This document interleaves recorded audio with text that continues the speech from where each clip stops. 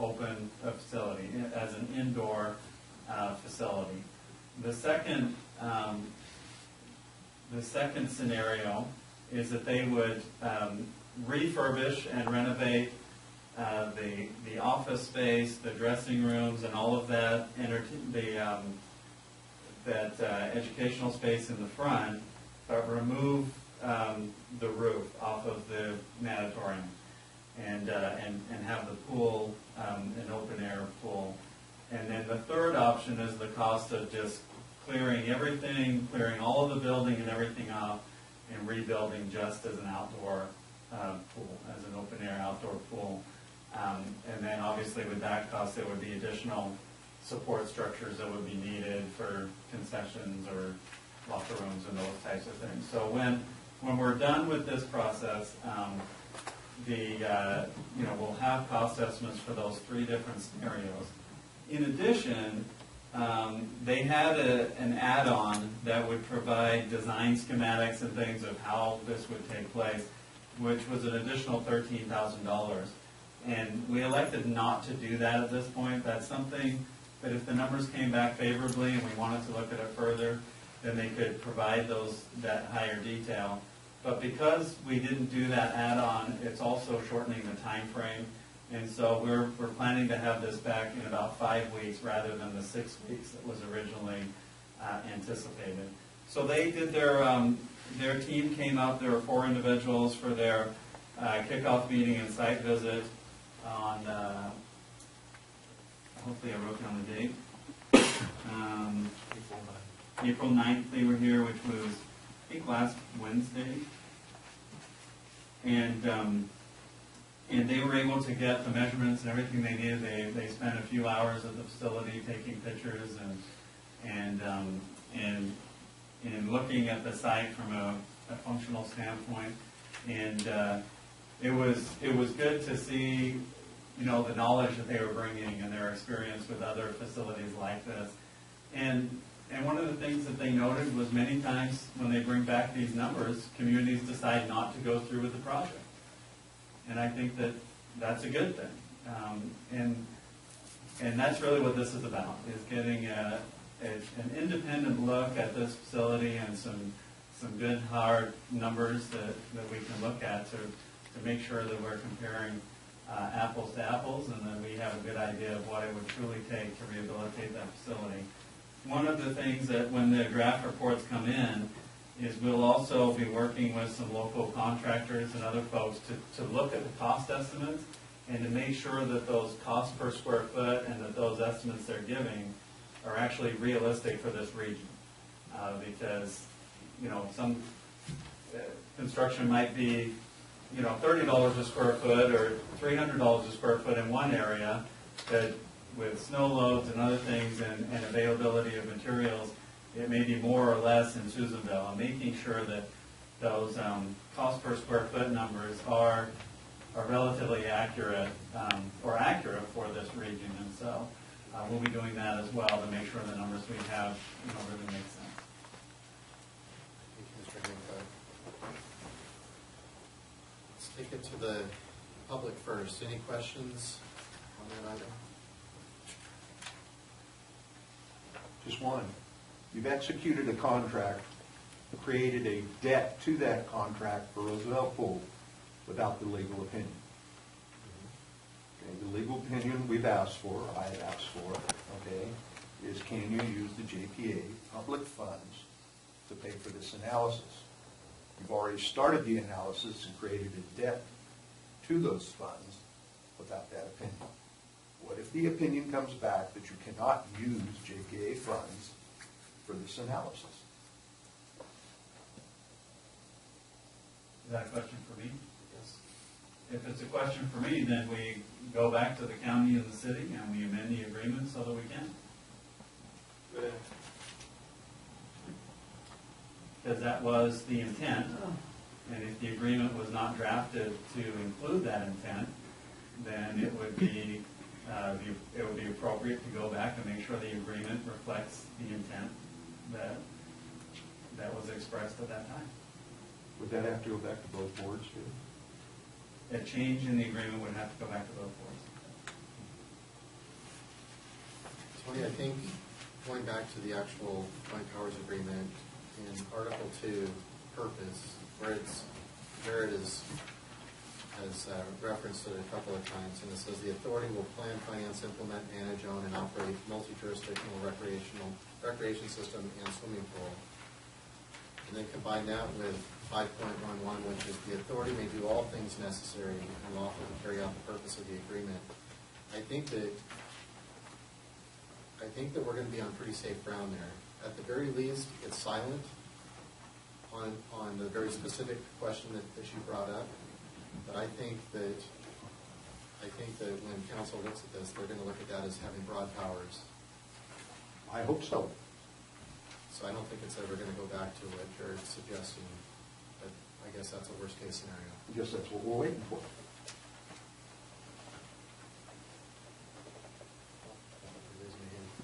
Any other comments from the public? Okay, bring it back to the board. Any questions, comments on this item? I have a comment. I mean, I agree with the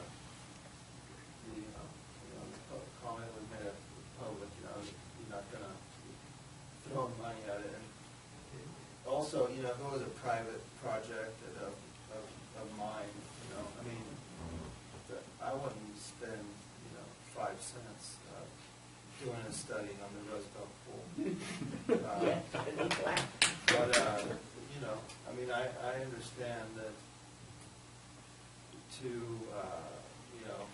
consider all of the public, and including those that think there's a waste if we don't pursue that avenue. I mean, I understand the reason why we're doing it, but I'm of the opinion that it's just a huge waste of money and waste of time, waste of money, and I mean that pool's run its course. I mean, and then if the consultant comes back and says yes, for this amount of money for $400,000, you could have a community swimming pool. So then it's going to open up a whole new can of worms. Well, we better serve the public by renovating this prehistoric pool for $400,000 and have really not something for the future, or do we spend $2.8 million to get what we need for the future? So that becomes a whole other debate and probably stalls things along. So I think it's unfortunate, really, that we're having to, expend these valuable funds that represent a fair amount of our budget, just to for what? To please a few people that might accuse us of wasting money. I mean, I don't know. Those people could potentially be on the other side of saying you're wasting money. Yeah, I know by doing a brand new one too. So no, exactly. That's what I'm saying. But so be it as it may, I'd go along with it. But if it was up to me and it was my project, I wouldn't spend a nickel at that old pool. For what it's worth, not much, I guess. But like I said, I'd like to just know. I'd like to let the public know where I stand, and I think it's a waste of money and a waste of time to deal with that pool. So, thank you. go ahead, Bill. Yes, I agree it's a terrible waste. I also feel that it should have been done when the pool was closed in the first place. Agreed. So unfortunately, to satisfy the community and to unify the community behind this project, we have to waste those funds now. That's what we're going to do. I don't think there's any escape for us out here. Anything else on the board? Mr. President, I agree too. I don't like spending money that we don't need to be spending. I'd rather see it be spent to use to fix up the old pool or to make the new pool better. And when it's private dollars, I think your rationale is there, but public dollars are different than private dollars. If it was me, I know what I would do, and it'd be totally different. The reality is we have 2 members of my board and 2 members of the city council that are not pleased, and we're even here having the discussions about restoring pool services in terms of expending the funds in that respect. And they represent a body of folks too, whether we agree with them or not. And when we committed to this endeavor, we committed to get to the bottom of that. And that's where I kind of disagree maybe with the interpretation, the narrow, strict interpretation of the JPA by Tony in that respect. I think we made a commitment to those members. I mean, I sat in those rooms, and for them to interpret that the JPA as it was written was designed not to be able to spend money in that fashion, when they were the ones that insisted that we had to get to the bottom of that particular issue, whether the city did it or not, or the school district did it or not, at the time when it is water under the bridge. I mean, it's not something that we can deal with now. We have to deal with today. So we have to determine, that the building is, I would be flabbergasted that with a reasonable amount of money, that the pool could be restored. And in that respect, I think it would be a waste. But what happens if we find out that the pool can be restored and it can give us the kind of facility that meets our needs today and sometime in the future, in terms of redecking? I mean, we're talking about reshaping. I mean, we got the hole in the ground, we got a building that's over the top of it. And if it can be restored, and based on the RFP and the feedback of this particular proposal they shot back in the projects they worked on, there was some down there by the Bay Area, Bay something or other, when the picture they had, it looked like our Roosevelt pool that they were working on. It was built in the early 40s, probably by the same people that built this pool out here. And they were talking about a project to restore it there. I was thinking, wow, I mean, maybe there is a possibility. But they're the experts. That's why we hire them to come in and do this. So I don't think it's a waste in the sense of having valuable information as to, because the public that I've talked with aren't interested in spending money unnecessarily. They're going to be more mad at us if we spent $3 million building a pool that, yeah, maybe it'd be nice to have. Yeah, I'd like to be driving maybe a Mercedes. Better yet, why don't you give me a Rolls? But if all I can afford is to fix up the Model T in the backyard to drive down the road, that's the reality I have to deal with. And I think that's what we have to look at in terms of prudent managers of our local resources. $20,000 is $20,000, but if that $20,000 proves out where we save $1 million or $2 million in terms of public expenditures down the road, then we're going to be treated as heroes. If we find that we're not going to get anywhere close to that, and we spend the money, then I guess maybe we're villains. But we're doing it to satisfy those folks during the public debate we had both at the city level, the county level, as well as the community level.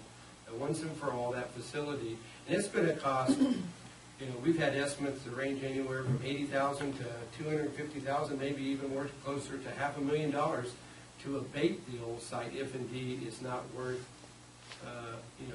restoring or rehabilitating it. So we're going to have that cost, maybe not borne by this board, but by some public body to abate that site. You just can't leave it there like it is now, continuing to deteriorate. So that's a reality that the community has to also appreciate in terms of cost. So there are a lot of things that we have to deal with we don't necessarily like, Mr. President, and this is one of them. And I'm with you. I don't like spending the money, but if that's what it takes to settle that other debate, then I think it's an exercise we have to complete. Thank you, Mr. We Chapman. made that commitment to them, and I'm going to stand by it. Any other comments from the board? Everybody's good? Okay, we can move on to item 7E.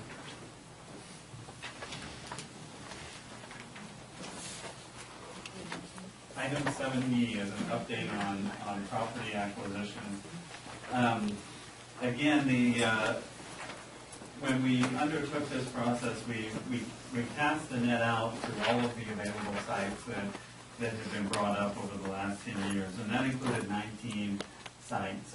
Through the first phase of the analysis, we narrowed that down to 3, and then those top 3 underwent a further analysis to look at the site characteristics that would allow for creation of a successful community swimming pool. The site that rose to the top in that analysis was the Credence School site, 814 Cottage Street. And at the time, it was believed that the high school was the owner of that facility. And fortunately for us, we had consulted with them early on in the process and asked them if they wanted us to consider that as a site, and they asked us to. They asked that we remove one of the other sites that the high school owned, and that was the bus barn site. They didn't want that to be looked at, but they did want to have us look at the Cottage Street site, and primarily because in the year before they had adopted their master plan, which had if the high school were to build a swimming facility there, it was going to be on that site. That's on their master plan. That's the site that they had adopted. Through that process, it was determined that the elementary school actually still owned the Credence School site. And so in the event that it turned out that was the case, we went to the elementary school district, and they had, with the superintendent is here, Mr. Waddell, I went to his board, and they were very supportive that if, in fact, they owned the site, they would be willing to work with us to locate a facility there. One of the other items is that the college has a lease agreement with the high school to use that site for some of their programming at the moment, and so I know that the college and the high school are in discussions about that lease and the status of that at this point. The reason that this update's on open session is because, just for the information of the public, that the property negotiations are done in closed session because they include the terms, prices, and conditions of what that transaction is going to look like. And so they are always negotiated in closed session, and we will be going into closed session after the open portion of the meeting to continue on with those negotiations. But I wanted to, rather than having an update at the end, I wanted to provide an update beforehand to let people know that we are still actively involved in negotiations with the elementary school for what sort of transaction requirements and they would be looking for, and we're also aware that the college are having their discussions on their end, and the high school is having discussions on their end, and are working on where they stand and what their agreements are, and we would definitely welcome at any point discussions with them as well. And so as far as I haven't received any information yet from the college or the high school of what exactly they've decided to do yet. Dr. Hall is also in the audience, and he may want to share some of his thoughts.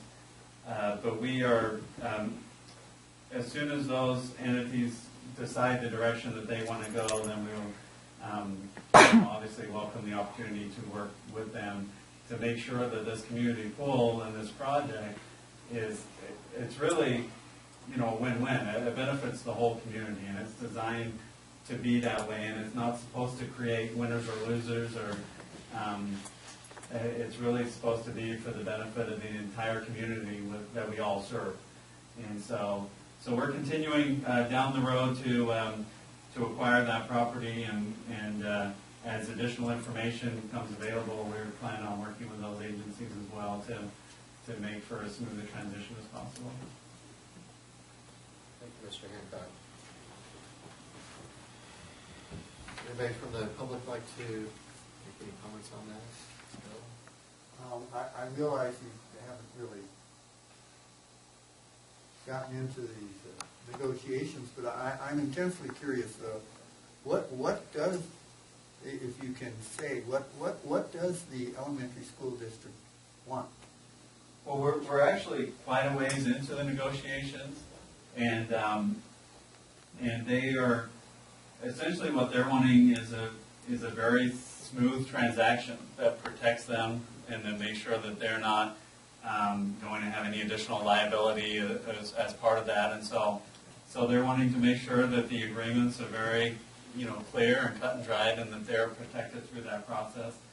And right now, we don't have any specifics to release of any requests that they have as far as consideration, as far as money for that property. So, but we expect to have that shortly. Thank you. Thank you, Bill. Any other questions, comments from the audience? Okay, bring it back to the board. I know we've contracted with the legal advisor on this, but in the meantime, this document has been brought to my attention. It's procedures for school, or for sale of school district real property.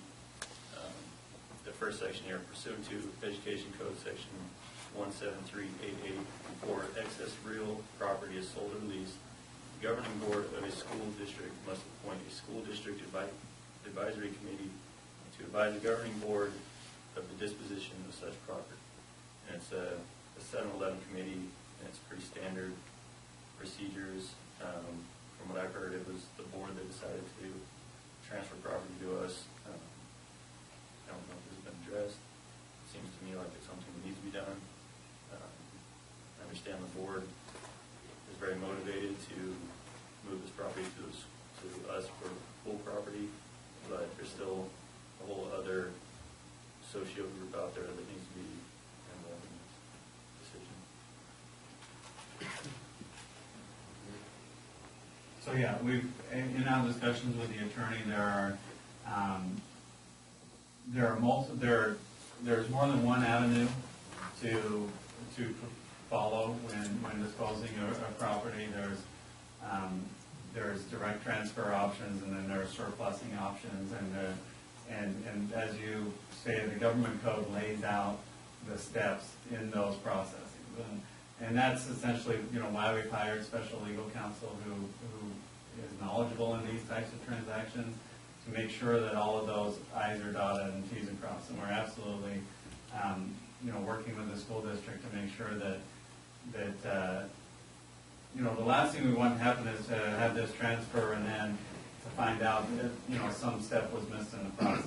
And so, right now, we're on track for meeting all of those requirements. And I haven't read over the document that you have there, but I've had oral discussions with the attorney about it, so, about the different processes that need to be done. Seems to me like it's something needs to be done before we enter into negotiations.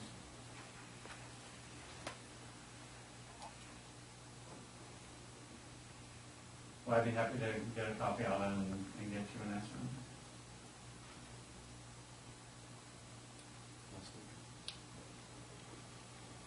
Jim, anything?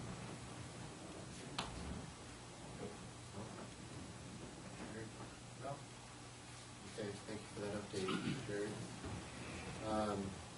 Item 8, board member reports. Dave, anything this week?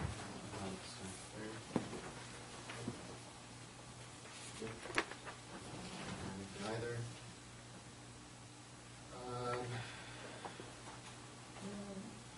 I think at this time we should probably take, I don't know if everybody's planning on staying for the beginning part of closed session to hear that, or do you want to take a 5-minute break? I think a 5-minute recess would be appropriate. Okay, so we'll take a 5-minute recess, and come back in the public comment session to